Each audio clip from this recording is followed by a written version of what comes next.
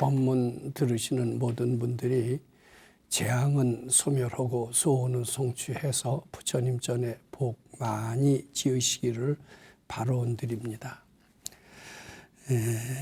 오늘 지난 시간에 계속 이어서 금강경 제17분의 말씀을 드리고자 합니다. 근데 이 금강경 17분을 그냥 해석하고 그 뜻을 그대로 전달하는 것은 우리한테 큰 도움이 되지도 않고 따라서 실감도 잘 못 느낍니다. 오늘은 금강경 내용을 우리 일상생활에 어떻게 도움을 될 것인가, 특히 이 칠판에 쓴 것처럼 금강경 가르침을 현대 교육에 접목시켜 인재 양성에 기여할 수 있다, 이런 내용을 말씀드려보고자 합니다. 금강경 교육이 금강경 가르침 현대 교육에 접목시켜서 인재 양성이 될까, 이 얘기를 들으면은 참 당찮은 말씀이다, 이런 생각을 하실 수 있을 것 같습니다. 근데 제가 이런 말씀을 하시게 된 근거가 있어요. 오늘은 그 말씀의 근거를 좀 말씀드리고, 그리고 금강경 그냥 단순한 해석이 아니라 제가 체험한 금강경을 말씀을 드리고, 그 금강경 공부를 통해서 저처럼 아주 무능한 사람이 그런 대로 쓸만한 사람이 된 이야기를 드려야 바로 이 제목에 걸맞는, 즉 금강경 가르침을 통해서 인재 양성에 기여할 수 있다, 이런 내용을 설명하는 것이 된다, 이렇게 생각을 합니다. 우선 금강경 가르침이 어떻게 해서 인재 양성에 기여할 수 있나, 그 근거는 무엇인가, 무슨 근거로 그런 이야기를 하나, 이 얘기부터, 그 근거가 되는 이야기부터 한번 생각해 보고자 합니다. 저는 아마 불교를 상당히 어린 나이에, 즉 대학 1학년 때 만났고요. 만나자마자 깊이 심취했던 그렇게 됐었던 적이 있었습니다. 아마 그걸 전생의 인연이 아니고서는 설명할 수가 없어요. 금강경 그저 만나자마자 그때 특히 금강경 해설서를 보자마자 저는 깊이 빠져들어갔던 것 같습니다. 그리고 금강경을 매일같이 읽었었어요. 아주 달달 외울 정도가 금방 됐었습니다. 그리고 그 경 속에 뭐라고 그랬냐면, 수지 독송 착용하면 그 공덕은 매우 크다, 그런 구절이 마음속에 와서 꽉 닿습니다. 나는 대학에 들어와서 전공 공부도 중요하지만 이 금강경 공부를 한번 꼭 해보고 싶다.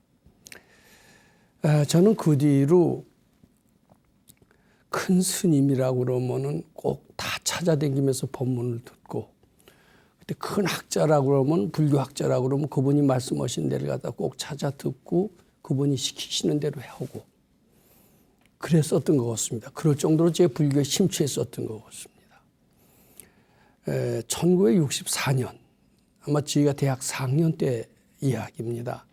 그때 학생들 데모가 아주 기승을 부렸습니다. 그 데모의 이슈는 무엇인가 하면은 굴욕적인 한일 회담을 결사 반대한다, 이런 슬로건을 내걸고 학생들이 아주 극렬하게 데모를 했습니다. 단식을 하는 학생들도 꽤 많았습니다. 이것이 점점 세력이 커지니까 정부에서도 난리가 났어요. 이거 도저히 이렇게 뒀다가는 이런 기세로서 정부를 전복시킬 수도 있을 것이다 라고 생각을 한 나머지, 그때 당시 대통령이 박정희 대통령이었는데 비상계엄이라는 것을 발동을 했습니다. 저는 학생 때 비상계엄을 2번이나 경험했습니다. 하나는 4.19 때, 4.19가 1960년이죠. 그때 비상계엄을 내렸어요. 비상계엄이라는 얘기는 처음 들었습니다. 6.25 때도 비상계엄 내렸다고 그래요. 전투가 발발하면 비상계엄 내립니다. 그러고선 4.19 때도 비상계엄 내렸어요. 이승만 대통령이 내렸죠. 그 다음에 6.3 사태 때 1964년에도 또 비상계엄을 내려서 대학은 다 조기 방학입니다. 7월 대개 중순에 방학을 했는데 1964년 비상계엄이 내렸을 때 6월 3일 날 조기 방학을 했습니다. 비상계엄이 내려서 공부는 못하게 됐으니까 그걸 좋다고 해야 될까요? 싫다고 해야 될까요? 근데 그때 조계사에 가봤더니 조계사에 방이 하나 붙어 있었습니다. 뭐라고 방이 붙어 있었느냐 하면은 대학생, 그때 한국 대학생 불교연합회라는 것이 63년에 생겼고 1년 됐었는데 한국 대학생 불교연합회 아마 주체로 지원자 대학생들 그리고 스님들이 참가하는 수련회를 한다는 거예요. 수련회를 어느 정도 하냐면 한 달을 한대요. 장소는 어디냐 하면 월정사라는 겁니다. 그리고 강사 스님은 누구냐면 월정사 조실로 계셨던 탄어 스님이라는 분이 계십니다. 지금 돌아가셨지만 그분의 예언이 하도 정확해서 탄어 스님의 예언으로 요새도 탄어 스님을 모르시는 분이 없을 정도로 유명하십니다. 유불선 삼교에 아주 통달하시고 머리는 천재적인 그런 두뇌를 가지신 대단하신 그런 큰 스님이었습니다. 그분이 강사로 참여하신대요. 그리고 동국대학교 교수 3분이 또 강사로 참여하신대요. 그리고 학생들도 대학생이죠. 대학생들도 한 20, 30명. 또 승려들도 한 20, 30명. 그러니까 한 4, 50명이 모인 큰 그런 불교 집단에서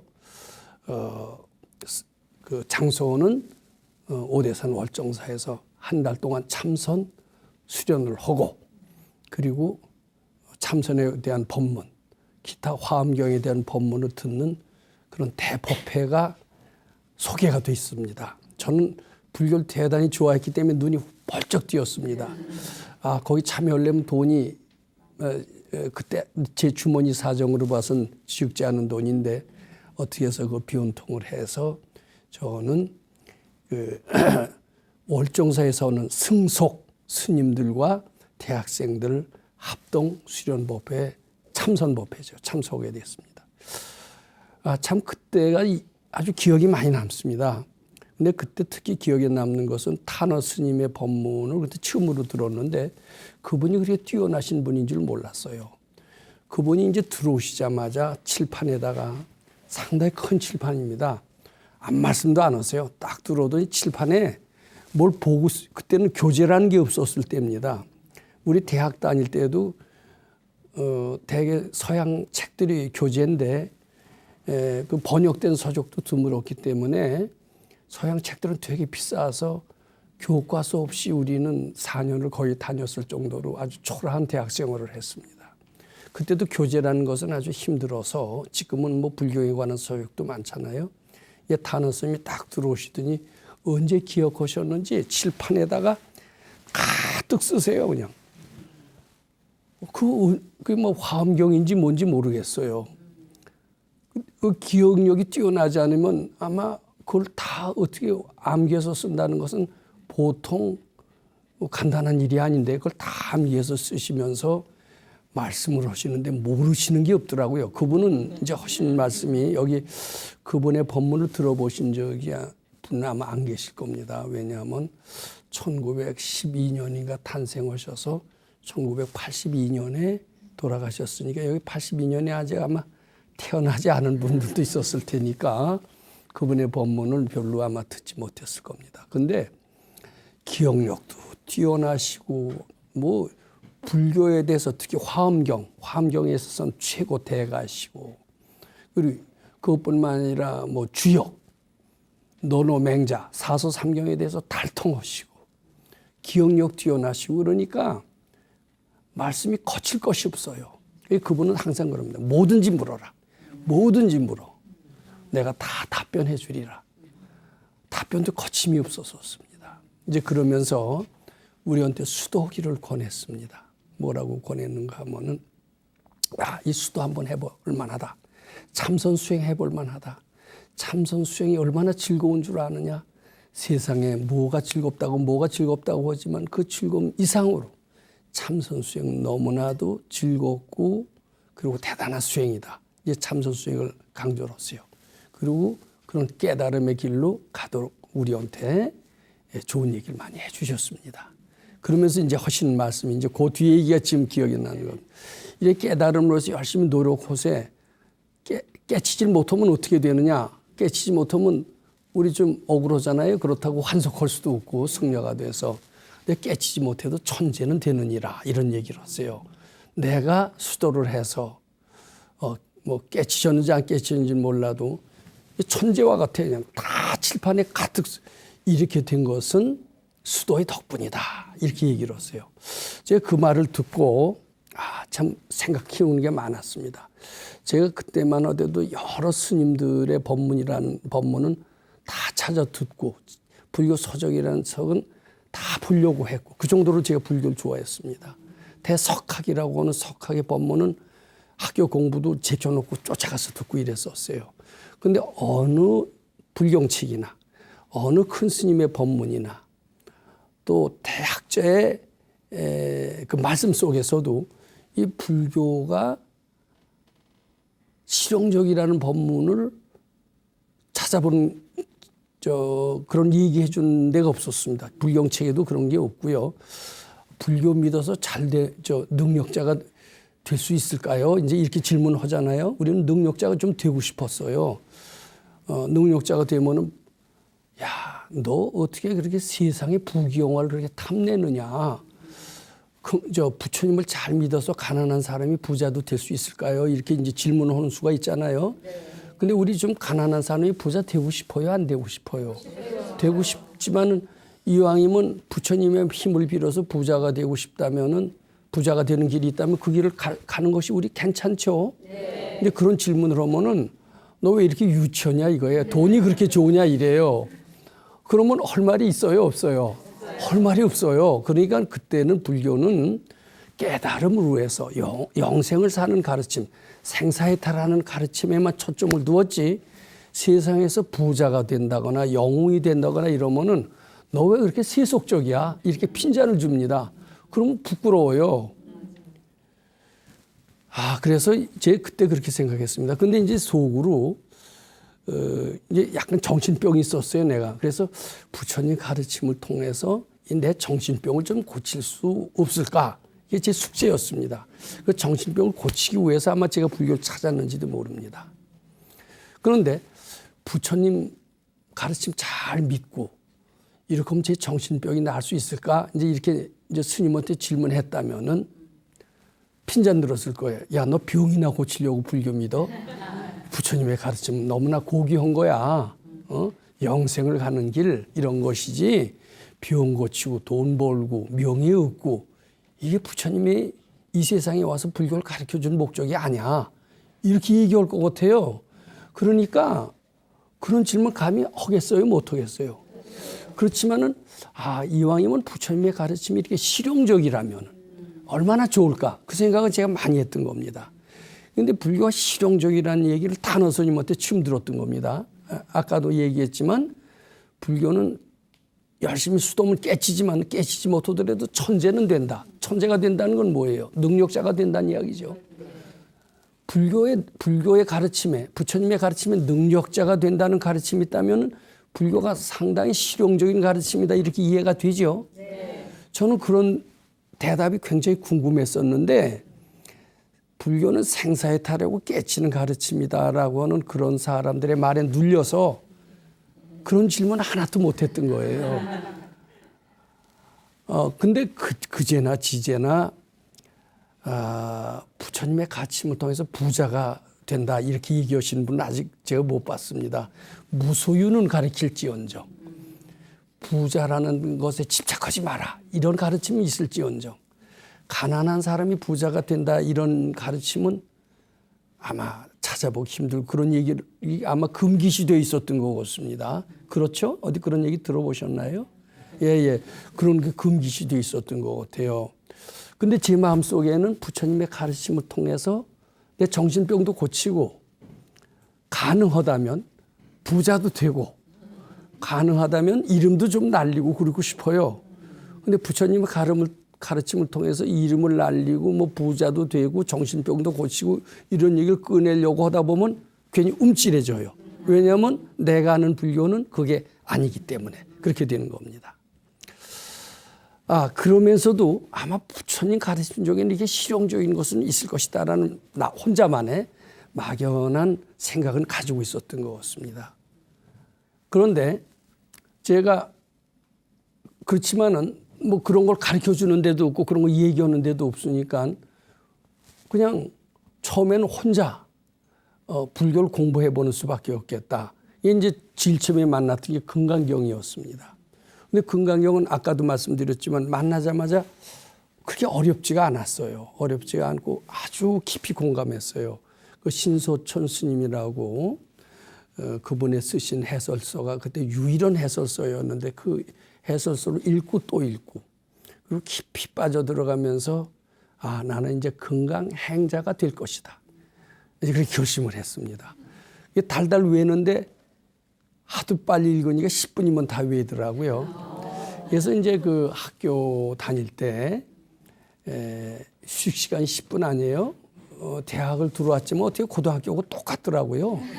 하나도 낮은 게 없어요. 그래서 1시간 쉬고 10분 동안은 금강경을 외우는 겁니다. 그럼 하루에 6시간 수업이면 하루에 6번을 읽어요. 그러니까 대단히 금강경에 심취했다고 볼 수가 있죠.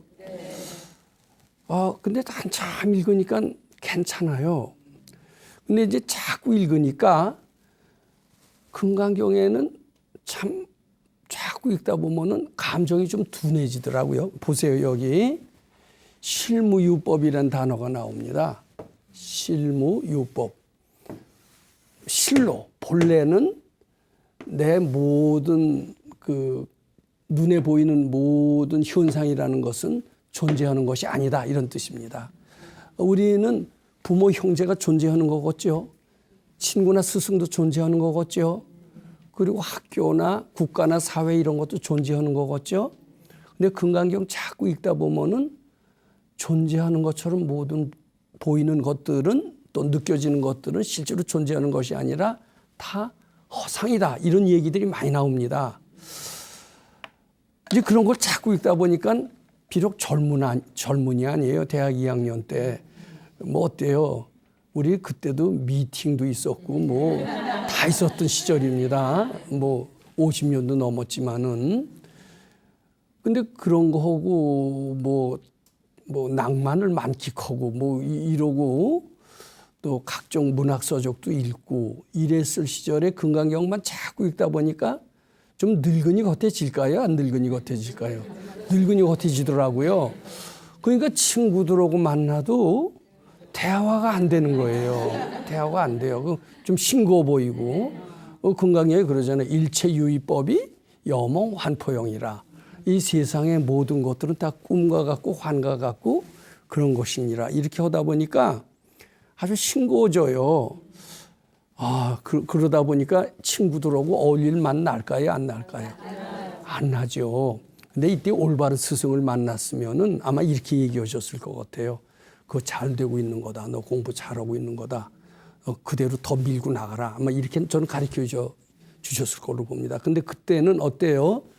점점 늙지도 않은 아주 새파란 젊은이가 마음만 마냥 늙으니까 그때 그 심리 테스트를 한번 받아봤어요. 받아봤더니 쭉 설문조사가 있어요. 쓰라고 그랬더니 내 아주 연령이 늙은이처럼 나왔더라고요. 야, 그 뒤로는 제가 이제 금강경 읽으면 안 되겠다 생각을 했습니다. 이 금강경을 관뒀습니다. 근데 뒤늦게 알고 보니까 봤더니 관둔 게 참 실패작이었던 것 같아요. 근데 그땐 뭘 모르고 내 마음은 자꾸 늙은이처럼 되고 세상 깨그저 덧없어 보이고 이러니까 그런 걸로 알았죠. 그러니까 참 뒤늦게 알았지만 올바른 스승은 참 필요합니다. 이제 그 다음에는 이제 제가 금강경은 이제 그래서 이제 안 하는 겁니다. 그 뒤로 이제 아주 그 당시에 최고 불교 학자였습니다. 다 지금은 세상 떠나신 분인데 능가경이라고 하는 아주 어려운 경입니다. 지금 봐도 제가 잘 모르겠는데 그 능가경을 강의하신 데는 그 광고가 조계사에 붙어 있더라고요. 그래서 그 강연대를 찾아가서 강의를 듣기 시작을 했습니다. 그때 제 생각에는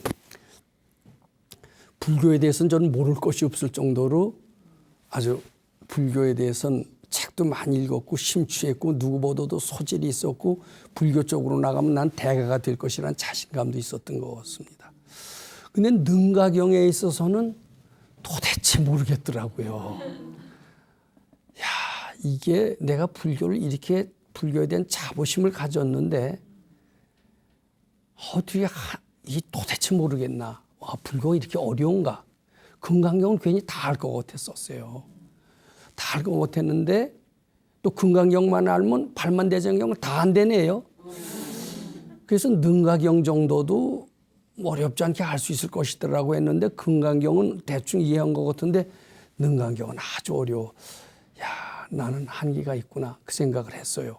그래서 이제 경전 공부도 이제 금강경도 중간에 몇 달 하다가 이제 관둔 꼴이고 능가경도 이제 취미를 못 붙였습니다. 근데 그뒤에 이제 그 선생님이 지장보살을 가르쳐 주시더라고요. 지금도 지장보살 오신 분들이 세상에 꽤 있습니다. 이제 지장보살을 100일을 해본 적이 있습니다. 근데 그 지장보살은 상당히 요새 지장보살 하는 것보다 아주 합리적이고 과학적으로 가르치셨어요. 지장보살을 100일을 열심히 하래요. 지장보살. 지장보살 열심히 한 뒤에 열심히 하면 참회가 된대요. 무식업으로 참회가 되면서 여러 가지 좋은 일이 많이 생긴다라고 이렇게 경전에 써 있습니다. 근데 참회가 됐나 안 됐나를 점을 쳐보는 그런 경전이 있어요. 지장보살 열심히 부르고 그 참회가 되고 정말 참회가 됐나 안 됐나 점을 쳐보는 경전이라는 게 있어요. 이게 뭐냐면 점찰, 선악, 업보경입니다. 선과 악의 업보를 점을 치는 경이에요. 점찰, 선악, 업보경. 이제 이 경에 의하면은 지장보살을 100일을 해라. 그리고 이제 주사위 같은 것을 향나무로 깎아서 주사위를 만든 뒤에 던지는 걸 하는 겁니다. 그래서 십선, 십약이 뭔 줄 알죠? 살생, 투도, 사음, 망어. 이게 몸으로 지은 4가지 죄.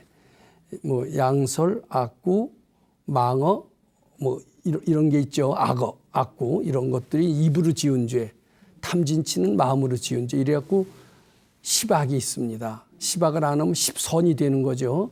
십악이 참회됐나 안 참회됐나를 점찰, 선악, 업보경에 의해서 점을 치는 겁니다. 불교 경전에도 점 치는 게 다 있더라고요. 그래서 그 훌륭한 선생님이 원체했기 때문에 한 30명의 대중이 모여서 점을 치는 행사를 벌였습니다. 목욕제 교과해야 되겠죠. 근데 그 30명 중에서 살생죄가 참회가 됐느냐, 투도죄가 참회가 됐느냐, 사음의 죄가 참회가 됐느냐, 망어의 죄가 참회가 됐느냐, 이런 10가지 죄가 참회가 됐느냐를 테스트하는 그 방법이 나왔고, 참회가 됐으면 참회가 됐다, 안 됐으면 안 됐다, 또 뭐 중간이면 중간이다, 이게 나옵니다. 근데 30명 중에서 내가 성적이 제일 좋더라고요. 거의 10가지 죄가 다 참회가 된 거예요. 그렇게 나왔어요. 그 점찰 선악업보. 그러니까 선생님이 어때요? 칭찬하시겠어요? 안 하시겠어요? 칭찬을 해주셨어요. 대학교 2학년밖에 안 됐습니다. 그때나 이제나 어때요? 절에 나오는 사람이 노인이 많아요? 젊은이가 많아요? 그때도 내가 질 어렸어요. 질 어린 애가 열심히 지장보살도 부르고 그것도 하니까 대견하시겠죠? 칭찬을 많이 해주셨어요. 30여 명 중에 성적이 제일 좋아요. 요새 하면 오레이를 맞은 겁니다. 기분이 괜찮은데 반성을 해봤어요. 내가 정말 참회가 됐나? 참회가 됐으면 어때요? 자유로워야 되겠죠? 환심이 나야 되겠죠? 자유를도 못 느끼고 환심도 못 느끼고 이러면서 참이 됐다고 할 수 있을까요? 없을까요? 근데 참회는 됐다는데 자유롭지도 않고 환심도 안 나고 그래요. 경건해지지도 않고 참회하고 나면 마음이 경건해집니다. 이런 사람들이 있죠. 근데 난 그렇지가 않아서 이게 정말 지장보살 공부를 내가 제대로 성적이 제일 좋았음에도 불구하고 지장보살 공부를 제대로 하는 건지 안 하는 건지 도대체 감을 잡을 수가 없었습니다. 난 이제 지장보살 공부를 더 해서는 안 되겠다. 그렇게 생각을 했어요. 근데 그 뒤에 이제 그 선생님도 자신이 없으셨던가 봐요. 지장보살 기도를 해놓고 또 그 점도 치고 이래서 그랬음에도 불구하고 지장보살 기도의 끝이 어딘지 여기까지는 설명을 못 해주셨어요. 이제 그 뒤로는 그래도 제가 마음이 안정이 안 됩니다. 참회가 안 된 것 같습니다. 이렇게 말씀을 드린 적이 있어요. 그랬더니 이제 그 선생님께서 또 수행 방법을 제시를 해 주시더라고요. 뭐냐면은 그 경전에 나온 이야기입니다. 네, 부정관이라는 게 있어요.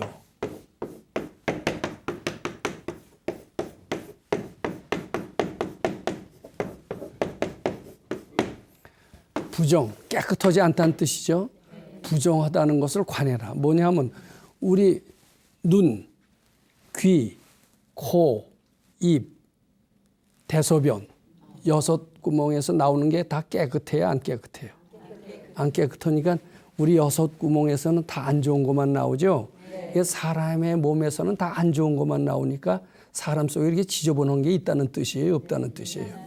근데 이제 젊은이는 예쁜, 특히 대학생들은 예쁜 여학생만 보면 뭐 얼굴도 깨끗하고 마음도 깨끗하고 예뻐 보이면서 그리워하는 생각도 들죠. 근데 그리워하는 생각을 어떻게 하면 제거하느냐. 제거하는 방법으로서 이제 부처님께서 얘기하신 게 있습니다. 눈, 귀, 코에선 다 지저분한 게 나오니까 그걸 미인으로 보지 마라. 지저분한 것이 나오는 그런 부정한 몸이다. 이렇게 생각하면 그 애욕이 싹 정이 떨어진다는 거예요. 그러면서 그 선생님께서 나한테 시키시는 게 너 젊은이고 요새 뭐 여러 가지 그런 애욕들도 있을 테니까 사람 몸에서는 그렇게 안 좋은 것만 나온다는 부정하다라는 그런 걸 관해봐라. 사람을 네가 좋아하는 여자 있지, 여학생 있지, 그 몸에서는 사실 알고 보면 다 안 좋은 것만 나와, 부정한 것만 나와. 이것을 자 관하고 있으래요. 한참 관하고 있으면 애욕이 완전히 사라지고 애욕이 사라지면은 아주 환희심이 나고 큰 깨달음까지 얻게 된다. 뭐 이런 얘기가 경전에 나오고 이제 그분도 깨쳐서 하시는 말씀이 아니라 경전에 나온 것을 보시고 저한테 어떻게 보면 테스트 케이스로 시키셨던 것 같아요. 근데 이게 스승이라는 분은 자기가 깨친 거, 자기가 진짜 해서 아는 거를 시켜야 잘못됐어도 고칠 수가 있지. 책에서 나온 걸 그대로 듣고 자기가 해보지도 않고 시키기만 해서 올바른 지도가 잘 되기 어렵겠죠. 근데 그 선생님께서는 아마 부정관을 깨치신 것 같지는 않아요. 제가 좋아했던 사람에 대해서 자꾸 부정한 생각을 해봤습니다. 그때 시키는 대로 그대로 했어요. 그대로 했는데 그 한참 할 때는 정이 떨어지는 것 같아요. 정이 떨어지는 것 같은데 그리고 뭐 좋아하는 생각도 없어지겠죠, 자연히. 근데 좋아지는 생각도 없어지고 정도 떨어지는데 삭막한 생각이 드는 거예요. 그럼 세상 살만 날까요, 안 날까요? 예쁜 여학생 보고 들뜨는 것도 나쁘지만 그것을 형편없는 추물로 보고 귀신처럼 보고 지저분한 걸로 봐서 정이 떨어지는 걸로 봐서 사람들로 하여금 다 징그럽고 더럽고 이런 걸로 본다면 세상 제대로 살까요, 못 살까요? 그러니까 그런 것에 대해서 질문하시니까 또 대답을 잘 못 하시는 것 같더라고. 그래서 지금 그것도 관뒀어요. 이게 지금 몇 가지를 관둡니까? 금강경 하다 관두고, 그 다음에 경전 공부하다가 너무 어려워서 내가 천재인 줄로 착각을 했다가 알고 보니까 뭐 아는데도 한계가 있고, 그리고 또 뭡니까? 뭐 지장보살을 해서 뭐 성적이 가장 좋으면 뭐래요? 내가 자유롭지도 않은 거, 부정관도 안 되고. 그래서 나중에 이제 그 선생님도 더 가르치실 게 없나 봐. 그래서 이제 혼자 내 생각 관세음보살만 하는 겁니다. 그 법화경에 관세음보살 있잖아요. 그때는 이제 춘원 이광수 선생이 원효대사라는 소설책을 썼는데 이게 불교 소설이 참 드물었던 시절입니다. 그걸 춘원 선생은 주로 이제 법화경을 보고 관세음보살을 많이 하셨던 분이 돼서 그런지 이제 그분은 아마 다 돌아가신 분이지만은 돌아가신 분을 생각하면서 법화경을 읽으려고 하고 관세음보살을 열심히 불렀던 것 같습니다. 근데 제가 군대 가서도 관세음보살 열심히 불렀어요. 왜냐하면 너무나 군대 생활이 고달프니까. 근데 관세음보살 하다 보니까 어느 정도 소원이 이루어지긴 하더라고요. 소원이 이루어지긴 하는데 소원이 이루어지면 뭐래? 마음은 여전히 늘 불안해. 그러니까 내가 지금 금강경 읽고 능가경 했고 지장보살 했고 부정관 했고 관세음보살 했고 이랬는데 일시적으로는 편안하지만은 늘 마음속에 불안하고 이런 것은 멈출 수가 없었습니다. 이제 요것과 관련해서 여기 제가 오늘 교육이라는 말을 썼기 때문에 교육에 관한 얘기도 조금 드리도록 하겠습니다. 제가 고등학교 때 전교에서 제일 잘했던 그 과목이 있었어요. 뭐냐 하면은 화학이라는 과목입니다.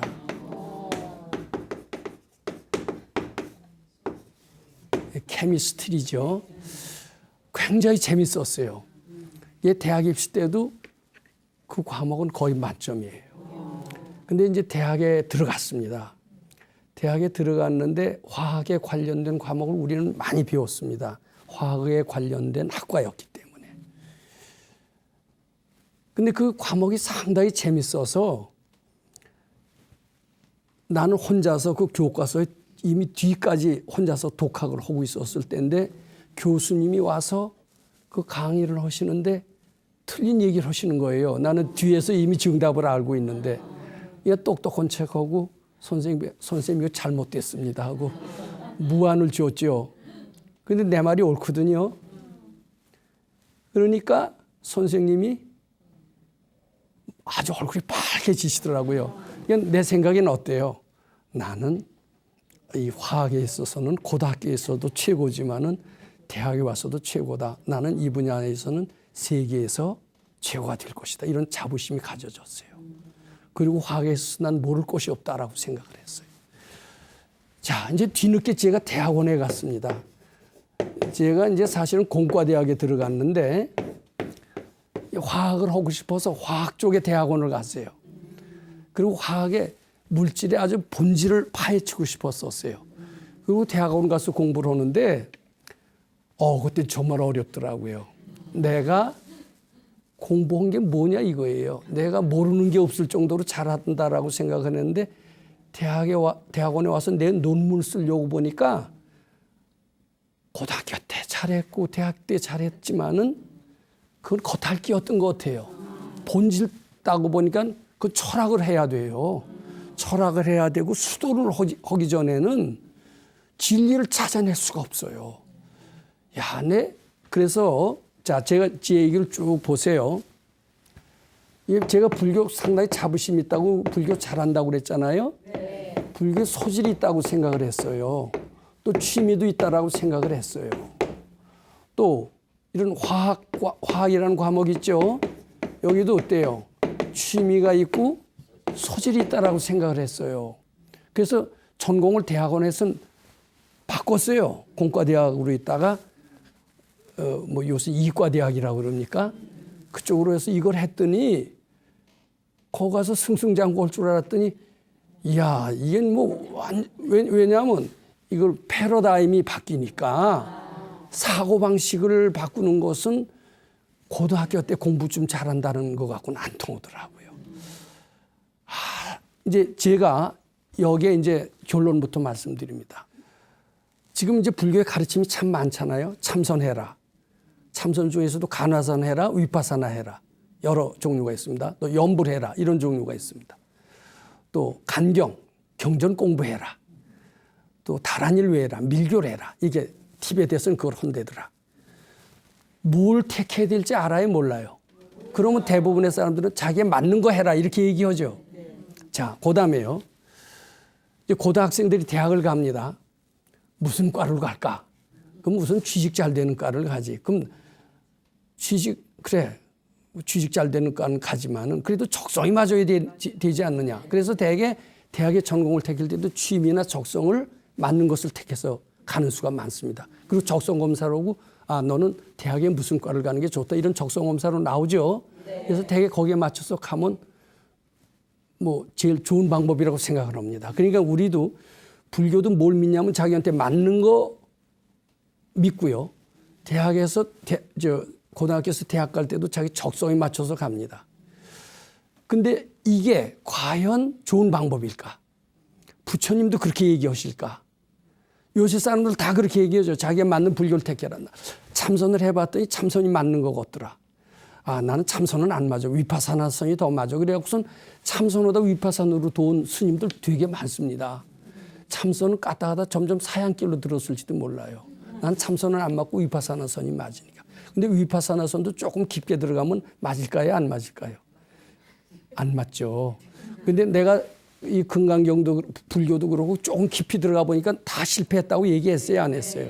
그리고 화학도 내가 잘하는 줄 알고 조금 깊게 들어가 보면 다 안 맞죠? 자기 취미나 소질이라는 게 말짱 꽝이에요, 아니에요? 이 부처님이 오시면 그렇게 안 가르치세요. 어떻게 가르치시냐? 실무유법일세 바라욕다나 삼맥삼보 이렇게 가르치십니다. 이게 뭐냐면은 이렇게 취미나 소질에 맞춰서 택한 가르침으로서는 안옥따라 삼맥삼보리 지혜롭게 될 수가 없느니라. 인재가 될 수가 없느니라. 단어 스님이 말씀한 대로 천재가 될 수 없느니라. 이런 말씀을 부처님은 하시는 거예요. 그러니까 이제 부처님이 오셨어요. 저 참선도 좋다고 그러고 연불도 좋다고 그러고 뭐 간경도 좋다고 그러고 위파사나선이 더 좋다고 그러고 그러는데 어느 가르침으로 갈까요? 제가 막 보기에는 참선이지 간화선이 제 적성에 맞는데 간화선으로 갈까요? 이렇게 이제 부처님이 오셨을 때 상담을 하면요. 네 취미에 맞는 대로 가라. 이렇게 얘기 안 합니다.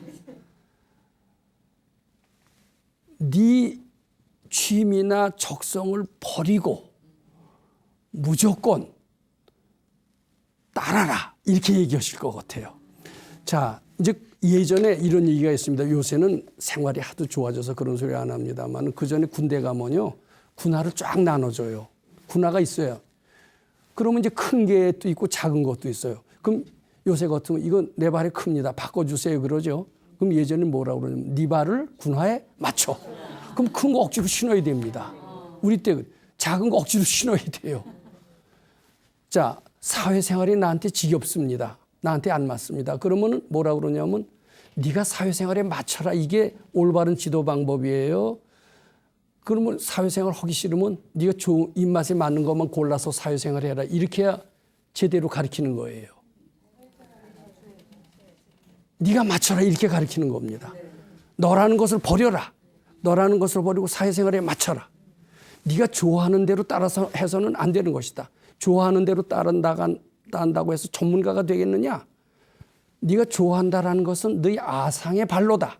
이 아상이라는 것은 본래 있는 것이 아니니라. 실무유법이니라. 부처님은 그렇게 얘기했어요. 그리고 너를 버리고 참선이면 참선을 향해서 너를 맞춰가야지. 내가 참선이 맞는다고 참선을 택해서는 안 된다. 고등학생들이 대학을 갈 때도 네가 좋다라고 하는데 가지 말아라. 네가 그 학문에 맞춰서 너의 사고방식을 바꿔야 되느니라. 이렇게 말씀하신다라는 겁니다. 자, 이제 제가 좀 정리를 해보고 싶습니다. 저는 불교의 가르침을 갖고 천재가 될 수 있다라는 말씀을 탄어 스님한테 듣고 이렇게 불교에 좋은 점이 있구나, 실용성이 있는가 하는 것을 느끼면서 불교 속에서 그것을 무척 찾으려고 노력을 했습니다. 그리고 또 제가 불교에 소질이 있다라고 생각을 하고 열심히 불교를 향해서 이것도 해보고 저것도 해보고 가는 데까지 다 해보고 그중에서 최고 우수하다는 평까지 들었었어요. 평까지 들었지만 하나도 만족하지 않았습니다. 그런데 제가 뒤늦게 금강경을 공부했어요. 금강경을 공부하면서 금강경이 내 적성에 맞다고 해서 잘 되는, 아무리 열심히 한다고 해서 노력 갖고 거기서 깨달음을 얻을 수 없다는, 즉 밝아질 수 없다는 것을 확실히 알았습니다. 나의 아상을 버리고 또 어렵다 모른다라는 생각이 착각인 줄 알고 소멸을 해야만이 진짜 밝아지고 이렇게 되지, 내 소질에 맞춰서 노력한다고 지혜로워지거나 밝아지는 것이 아니라는 것을 알게 되었다. 그 말씀입니다. 저는 오늘날 부처님이 오신다라면은 분명히 이렇게 얘기할 겁니다. 너희들이 맞는 불교를 택해서는 안 된다. 너희들이 맞고 안 맞고 하는 이러한 너희들의 기호 또는 불기호 이 생각을 다 버릴 수 있어야 된다. 그리고 부처님 가르침에 너 자신을 버리고 맞춰가야 되느니라. 그럴 때 진정한 깨달음이 될 것이다. 이렇게 말씀하실 것 같아요. 그리고 대학을 가는 학생들도 내 적성에 맞춰서 가지 마라. 적성에 맞춰서 간다고 너희들이 절대로 대가가 되는 게 아니다. 적성에 맞는다 안 맞는다라는 이러한 사고방식을 완전히 버릴 수 있어야 되느니라. 버릴 수 있을 때 모든 분야를 다 좋아할 수 있게 되고 네가 지향하는 분야를 더 잘할 수 있게 되느냐 이렇게 얘기하실 것 같습니다. 즉 부처님의 가르침은 자기 적성에 맞춰서 인재가 개발이 된다. 자기 적성에 맞는 수련을 해서 밝아진다. 이렇게 얘기하시지 않는다라는 겁니다. 자기 자신의 적성이고 또는 특기고 특징을 다 던질 수 있어야 착각인 줄 알고 던질 수 있고 부처님의 가르침에 무조건 규의할 때 자기 자신의 참 지혜가 드러나고 참 교육이 될 것이다. 이렇게 말씀하실 것이고 그 가르침이 금강경 17번에 나와 있습니다. 요 다음 시간에는 요 말씀을 이어서 금강경 17번을 통해서 어떻게 현대 사람들한테 인재 양성에 참 교육이 될 수 있느냐 요 얘기를 좀 더 계속해서 해보도록 그렇게 하겠습니다. 감사합니다.